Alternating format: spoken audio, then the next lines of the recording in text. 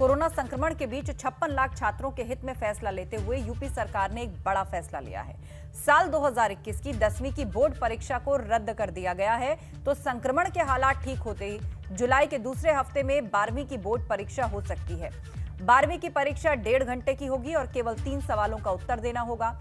आपको बता दें कि 12वीं की बोर्ड परीक्षा के लिए इस साल 26,10,316 छात्रों का रजिस्ट्रेशन हुआ है। वहीं क्लास 6, 7, 8, 9 और 11th के स्टूडेंट्स को प्रमोट करने का निर्णय लिया गया है। 10वीं की परीक्षा कैंसिल होने का फायदा 29,94,312 स्टूडेंट्स को मिलेगा। हालांकि बच्चों की पढ़ाई बाधित ना हो, इसके लिए ऑनलाइन और टीवी चैनल के माध्यम से सरकार ने पढ़ाई की व्यवस्था की थी। साथ ही इसके लिए 29 लाख से ज्यादा व्हाट्सएप ग्रुप बनाए गए थे, जिसमें प्रिंसिपल से लेकर टीचर्स और स्टूडेंट्स के लिए सिलेबस को पूरा किया गया था।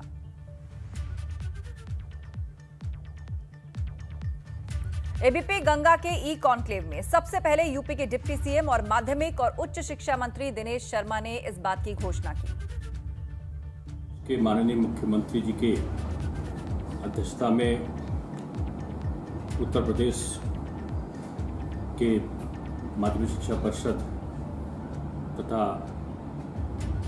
अन्य बोर्डों के जो 6ठे, 7वें, 8वें, 9वें और 11वें के विद्यार्थी थे, उनके संदर्भ में ये निर्णय लिया गया कि उनको प्रमोट किया जाएगा। और इसी तरीके से हाई स्कूल के जो विद्यार्थी होंगे माध्यमिक शिक्षा परिषद बोर्ड के, उन विद्यार्थियों, उन छात्रों को भी प्रमोट करने का निर्णय और हाई स्कूल की जो वर्ष 2021 की परीक्षा है उसे निरस्त करने का निर्णय माननीय मुख्यमंत्री जी के साथ बैठक में लिया गया। और अब आपको सीधे प्रयागराज ले चलते हैं। मोहम्मद मोइन हमारे सहयोगी हमारे साथ जुड़ गए हैं। मोइन, 10th के स्टूडेंट्स प्रमोट होंगे, उनकी जो परीक्षाएं हैं वो रद्द हो गई हैं, लेकिन 12th के एग्जाम कराए जाएंगे। पर उसके लिए कहा यह जा रहा है कि जुलाई में हो सकता है कि जब कोरोना थोड़ा ढलान पे हो, वैक्सीनेशन ड्राइव भी तब तक काफी हो जाएगा, तो जुलाई में ये एग्जाम हो सकते हैं और 1.5 घंटे की ये परीक्षा होगी। क्या पैटर्न रहेगा 12th के एग्जाम के लिए?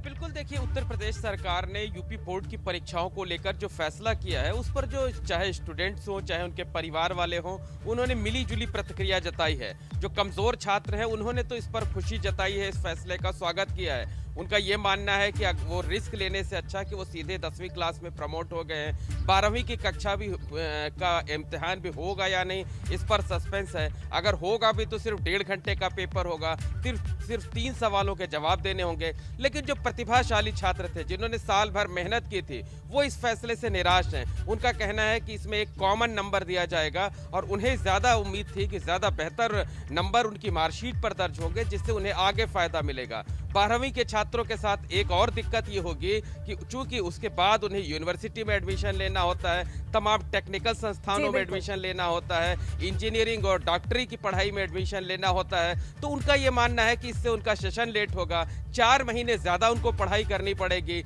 चूंकि मार्च महीने में आमतौर पर यूपी बोर्ड के इम्तिहान हो जाते हैं, अब अगर जुलाई में इम्तिहान होंगे तो लगातार पढ़ाई करते रहना पड़ेगा। और जैसे ही इम्तिहान खत्म होंगे तो उन्हें तुरंत नई कक्षा में प्रवेश मिल जाएगा, सेशन भी लेट होगा। तो अलग अलग प्रतिक्रिया है अलग अलग तरीके के छात्रों के लिए। और अगर अभी जुलाई में क्या कुछ होगा बहुत ज़्यादा साफ नहीं है। सरकार की तरफ से सिर्फ इतना कहा गया है कि 3 घंटे के बजाय 1.5 घंटे का पेपर होगा, सिर्फ 3 सवालों के जवाब देने होंगे। तो सिर्फ 3 सवालों से आप पूरे साल भर का मूल्यांकन, जो प्रतिभाशाली छात्र हैं उनका ये मानना है कि वो बेहतर तरीके से नहीं हो पाएगा और एक कॉमन नंबर देने की स्थिति बनेगी और इससे उनका नुकसान होगा। लेकिन चूंकि महामारी है, कोरोना जैसी खतरनाक स्थिति है, सरकार रिस्क नहीं लेना चाहेगी, इसलिए प्राथमिकता यही होगी कि हालात सामान्य होने पर ही परीक्षा कराई जाए, बेहद सामान्य तरीके से परीक्षा कराई जाए। और नहीं तो जैसे 10वीं कक्षा के साथ किया गया है उसी तरीके से 12वीं क्लास का भी के बच्चों को भी वो प्रमोट किया जाएगा। लेकिन ये सब कुछ निर्भर करेगा कि जुलाई के दूसरे हफ्ते में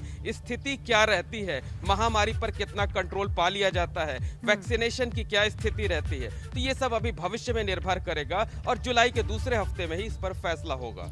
बिल्कुल, और सरकार का जो रुख है, जो मंशा है, बिल्कुल साफ है। जान और जहान दोनों को बचाना है, दोनों को साथ लेकर चलना है, इसीलिए सोच समझ के फैसले लिए जा रहे हैं। अनलॉकिंग के लिए भी जो है कई तरह के मंथन चल रहे हैं कि ऐसा ना हो कि एक बार फिर से अनलॉकिंग भारी पड़ जाए या भीड़ इकट्ठी होने लग जाए।